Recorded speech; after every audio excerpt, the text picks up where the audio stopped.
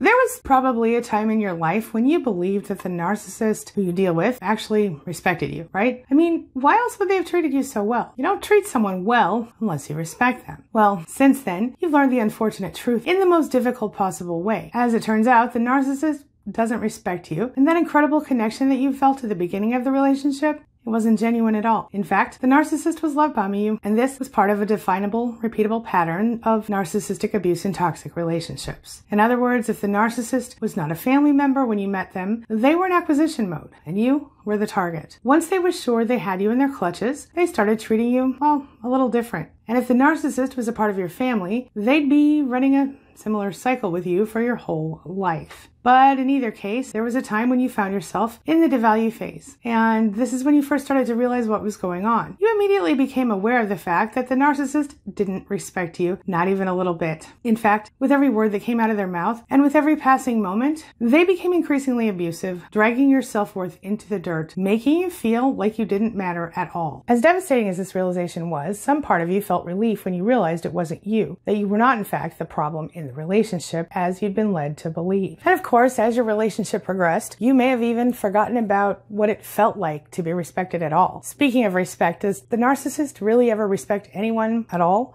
Like, ever? Well, yes and no. It's complicated. See, we know that your average narcissist seems to think that they are the only ones in the world who are important.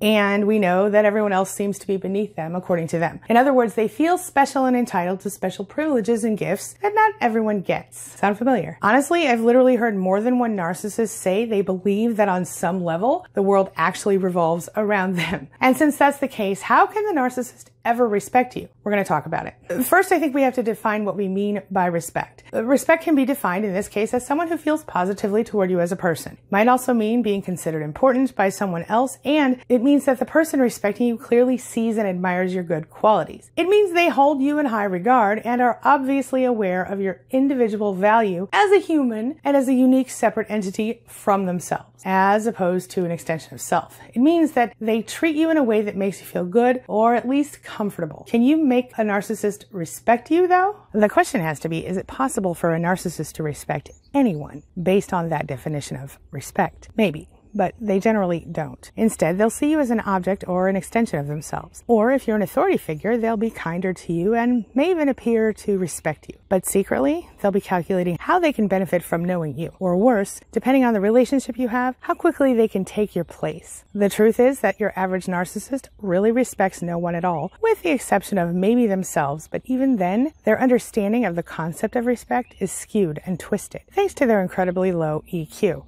Some people will advise you that learning to respect yourself is key to making a narcissist respect you. And listen, I want that to be true too, I really do, but it just isn't. At least not when you're talking about functional respect. What I mean is that when you combine the narcissist's lack of respect, lack of compassion, and emotional empathy with their inability to see you as a whole person, you get someone who doesn't care how you feel, and someone who thinks you don't matter. Those ingredients, my friend, do not add up to respect in any form. Okay, but what if you leave the narcissist? Won't they respect you then? Sadly, this will only make them angry, sad, desperate, and or apathetic, depending on whether they've secured alternative narcissistic supply beforehand. In any case, though, they will still not respect you. They will instead start a smear campaign by first lying about you and often projecting their own sins onto you during their ongoing sob story, which helps them to secure more supply because people feel sorry for them, as you might have early in your own relationship when you heard the sob stories from back then, and people feel compelled to support them. So how do you get the respect you deserve? Well, you might not like what I'm about to say, but if you know me, then you know I tell it like it is. And if you don't know me, you're about to find out. Here's the deal. No one is going to respect you if you don't respect yourself. Okay, maybe some people will.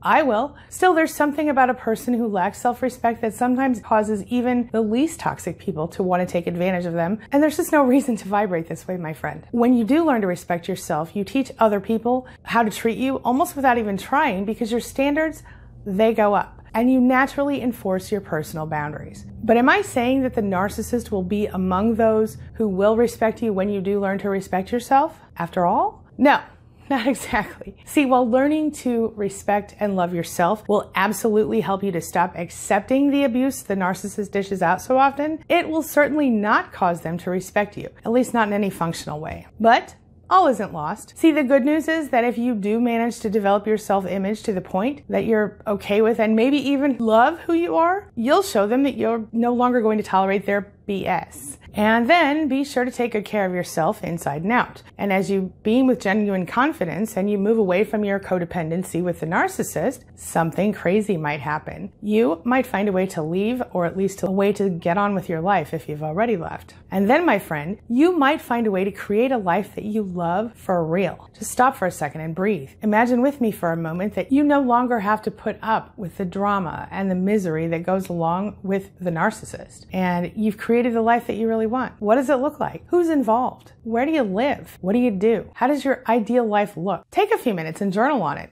It'll change your life. You have to remember that the narcissist, they helped create the codependency in you. They taught you to be afraid of them and their moods and their general presence. They taught you that you didn't matter without them, and that if you didn't go along with whatever it was they wanted, that you were bad and you were invisible. In either case, you'd be punished in various ways. And this, along with all of the emotional and psychological abuse you dealt with throughout the relationship with the narcissist, well, all of that is going to become the basis for your damage, your trauma.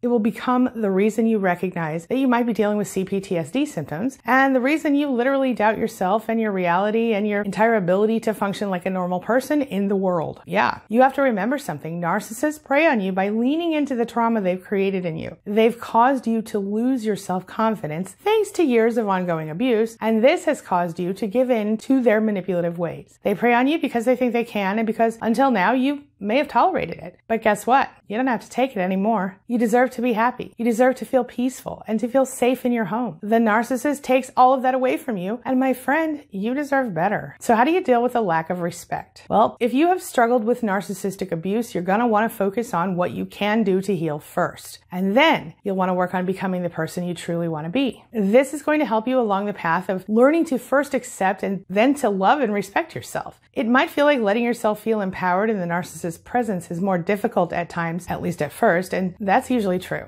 So if you need to, practice with people who you trust and even with strangers out in the world. And remember, going no contact is a form of self-care. If you were the sort of person who really wanted revenge on the narcissist, not that you are, remember that the narcissist needs narcissistic supply like a vampire needs blood. And going through no contact, sticking to no contact will remove you and therefore their source of narcissistic supply, or at least one of them. So while the narcissist isn't capable of functional respect, as in the kind of respect that causes them to treat you compassionately, civilly, and as an equal, leaving them in the dust while you go and have an intentionally created life that you actually love, well, that'll make them realize that not only did they lose the best thing that ever happened to them, but also that they've underestimated you, and maybe even that you're too good for them. But either way, you'll be the one winning the relationship, much to their chagrin. Remember, you have to respect yourself first. This part is really important. When we are enmeshed in relationships with toxic people, we often put our own self-respect on the back burner. And that's if we've ever had any to begin with. See, when we are raised by toxic people or when we experience significant trauma in childhood, we learn that our self-respect is a problem for other people. We learn that in order to get love and validation, we need to become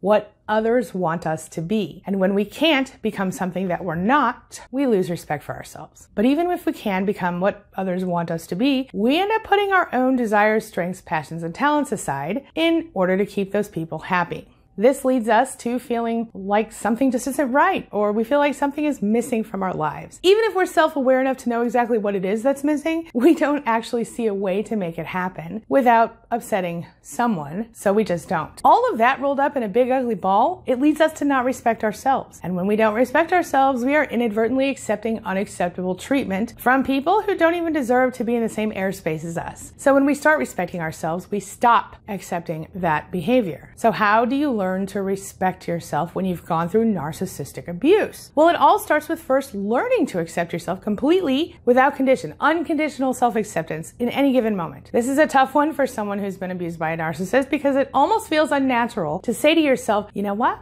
I'm okay with myself right now, in this moment, flaws and all. But push past that, my friend, and give it a shot. Make sure you listen carefully to that little inner voice that's always talking inside your head, and I don't mean anything weird by that, but our own inner dialogue. And correct it when it's wrong. Correct it when it sounds less like you and more like those toxic people in your life. Journal often, journal honestly, speak about yourself kindly, or at least, at the very least, without negativity to both yourself and others. Never assume that someone else's opinion of you is the truth. If you're worried about what someone else says, I want you to look close and I want you to be honest with yourself. Is there something about you that you really want to change? If not, that's okay. Be okay with who you are and accept that no one is perfect. It's normal and human to have flaws. Don't do things to gain the approval of anyone else unless it benefits you to do so. For example, you wouldn't necessarily want to go against your morals and your ethics to make a narcissist happy, right? But let's say you were given the opportunity to, I don't know, audition for a part in a movie, and that was something you really wanted to do. In that case, you might make an effort to gain the approval of the casting director, and that's all right. You see the difference?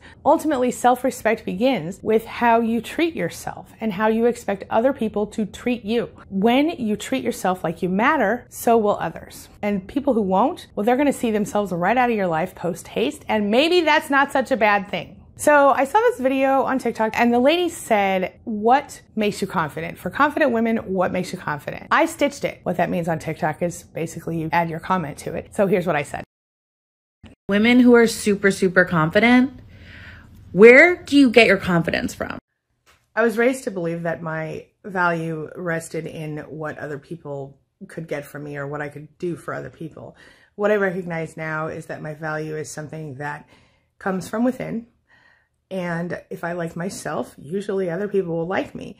If they don't, though, I don't care anymore. And that's a big part of it. I don't need approval from other people like I used to, and like most people do until they get to the point where they recognize they don't anymore.